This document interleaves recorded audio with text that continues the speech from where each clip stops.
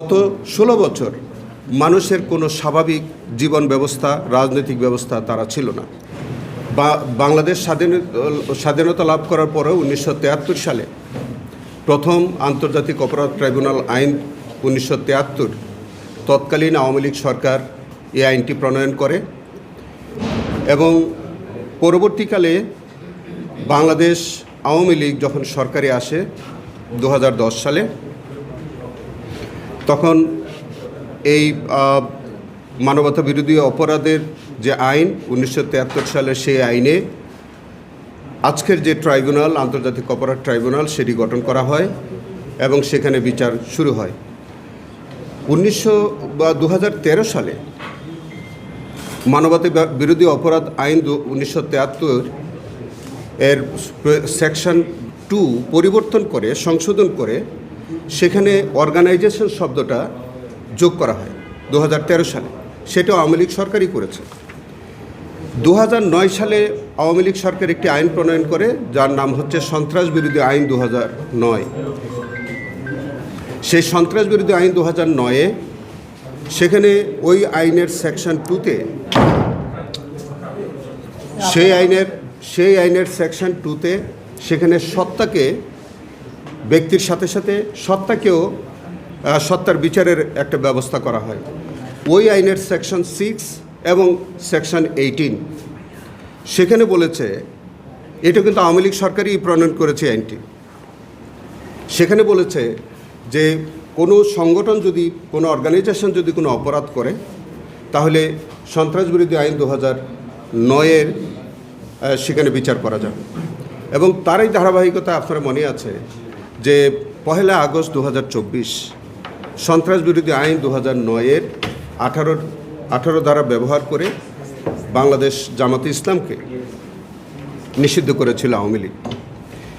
তার আগে আপনি একটু যদি আপনাদের মনে থাকে, বাংলাদেশ আওয়ামী লীগ যখন স্বাধীনতার পর সরকারে থাকে, তখন প্রথমবারে যে তারা নিজের দল নিষিদ্ধ করে, বাংলাদেশ আওয়ামী লীগ নিষিদ্ধ করে একদলীয় শাসন বাকশাল কায়েম করেছিলেন। সকল রাজনৈতিক দল নিষিদ্ধ করেছিলেন, সকল পত্রিকা ব্যান করে 4টা পত্রিকা রেখেছিলেন এবং সকল বাক স্বাধীনতা হরণ করে একদলীয় শাসন ব্যবস্থা কায়েম করেছিলেন। তাহলে আপনি দেখেন, বাংলাদেশ আওয়ামী লীগ ১৯৭৩ সালে ইন্টারন্যাশনাল ক্রাইমস ট্রাইব্যুনাল অ্যাক্ট 1973 প্রণয়ন করে। সেই আইনটি সংশোধন করে ২০১৩ সালে অর্গানাইজেশনকে বিচারের আওতায় আনার জন্য তারা অ্যামেন্ডমেন্ট করে। স্বাধীনতার পরে তারা একদলীয় শাসন ব্যবস্থা বাকশাল কায়েম করে, অন্য সকল রাজনৈতিক দল নিষিদ্ধ করে। একইভাবে পরবর্তীকালে বাংলাদেশ জামাতে ইসলামকেও তারা নিষিদ্ধ করে ২০০৯ সালের ১ আগস্ট। সেখানে তাদেরই প্রণীত আইন দিয়ে বাংলাদেশ জামাতে, ২৪-এ 1 আগস্ট ২০24 ২০০৯ সালের আইন দিয়ে বাংলাদেশ জামাতে ইসলামকে নিষিদ্ধ করে। তাহলে এই যে বিচারের যে ব্যবস্থাটা, এইগুলি সব কিছুই কিন্তু বাংলাদেশ আওয়ামী লীগ যখনই তারা সরকারে আসে, তখনই তারা এই আইনগুলো তারা প্রণয়ন করেছে। অন্য কোনো সরকার কখনই কিন্তু এই জাতীয় কোনো আইন প্রণয়ন করে নাই। আরও একটি তথ্য আপনাদেরকে দিয়ে রাখি, 2011 সালে আর্টিকেল 47 অফ দি কনস্টিটিউশন তারা একটা অ্যামেন্ডমেন্ট আনে। তার আগে 1973 সালেও সংবিধানের প্রথম সংশোধনী আর্টিকেল 47 অ্যামেন্ডমেন্ট করে এই যে মানবতা বিরোধী অপরাধ আইন 1973 প্রথম সেটাকে ইনক্লুড করে। বিচার বিশ্লেষণ করে দেখেন যে অর্গানাইজেশনের বিচার এবং দল নিষিদ্ধ করার যে প্রক্রিয়া, এগুলি সমস্ত কিছু বাংলাদেশ আওয়ামী লীগ তারা বিভিন্ন সময় শাসন ব্যবস্থায় এসে এই আইনগুলো তারা প্রণয়ন করেছে, সংবিধান সংযোজন করেছে। আজকে বাংলাদেশ আমাদের আন্তর্জাতিক অপরাধ ট্রাইব্যুনাল আইন 1973-এর আওতায় এখন বর্তমানে মানবতা বিরোধী অপরাধের বিচার চলছে। সেখানে আমরা সেই আইনটি অব্যাহতভাবে ব্যবহার করা হচ্ছে এবং আমরা একই আইনে বর্তমানে মানবতা বিরোধী অপরাধের বিচার চলছে।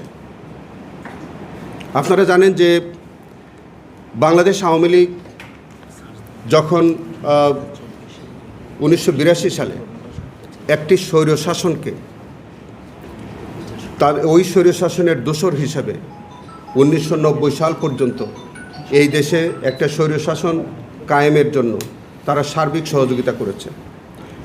তখন গণতান্ত্রিক মানুষের গণতন্ত্র হরণ করা হয়েছিল, নির্বিচারে মানুষ হত্যা করা, এগুলো সব কিছুতেই কিন্তু আওয়ামী লীগ দোসর হিসেবে কাজ করেছে। আপনি এইটাও মনে আছে আপনাদের যে 1996 সালে একটি তত্ত্বাবধায়ক সরকারের দাবিতে লগিবেটার বই ব্যবহার করে নির্বিচারে অকাতরে মানুষকে হত্যা করা হয়েছে এবং তখন ব্যক্তি এবং দল হিসাবে এই সংগঠনটি মানুষকে নির্বিচারে তাদের জানমাল হরণ করেছে।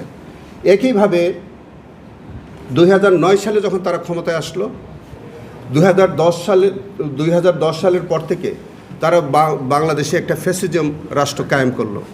সেই ফ্যাসিজমের মধ্য দিয়ে বাংলাদেশের মানুষের স্বাধীনতা, রাজনৈতিক কর্মকাণ্ড সব কিছু তারা কেড়ে নিলেন।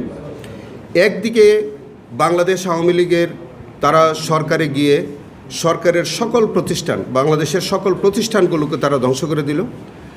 আবার রাজনৈতিক দল হিসেবে তাদের ছাত্রলীগ, যুবলীগ সহ তারা বিভিন্নভাবে এমন একটি ত্রাসের রাজত্ব তারা কায়েম করেছে যে গত 16 বছর মানুষের কোনো স্বাভাবিক জীবন ব্যবস্থা, রাজনৈতিক ব্যবস্থা তারা ছিল না। এবং সেখানে আপনি দেখবেন যে 3টি নির্বাচন হয়েছে। সেই নির্বাচনগুলো কোনোটি দিনের নির্বাচন রাতে, কোনোটি একদলীয় নির্বাচন, কখনো আমি ডামি তুমির নির্বাচন। এইভাবে বাংলাদেশের সকল প্রতিষ্ঠান তারা নষ্ট করেছে। তারা একদিকে যেমন সরকারের থেকে নানান বাহিনীর মধ্য দিয়ে মানুষের জানমালের ক্ষতি করেছে, সংগঠন হিসাবে একইভাবে তারা এই দেশের সকল গণতান্ত্রিক ব্যবস্থা, সকল স্বাভাবিক যে বিষয় তারা এগুলো তো নষ্ট করেছে। তো সেই কারণে এবং সবচেয়ে বড় যে ভূমিকা রেখেছে যে তারা গত জুলাই আন্দোলনে নির্বিচারে ছাত্র জনতার উপর তাদের একদিকে তাদের সরকারের বিভিন্ন বাহিনীকে লেলিয়ে দিয়েছে, অন্যদিকে তাদের সাংগঠনিকভাবে তাদের ছাত্রলীগ, যুবলীগ, মূলদল তারা জনগণের জানমালের উপর আক্রমণ করে হতাহতের ঘটনা ঘটিয়েছে। এই জন্যে আসলে যে বাংলাদেশ আওয়ামী লীগ দল হিসেবে যেমন তারা নানান অপরাধ সংগঠন করেছে, ঠিক একইভাবে ব্যক্তিগতভাবেও তাদের সুপিরিয়র রেসপন্সিবিলিটির দায় থেকেও তারা নানান কর্মকাণ্ড এবং ব্যক্তিগত দায় থেকেও তারা বিভিন্ন অপরাধমূলক কর্মকাণ্ড করেছে।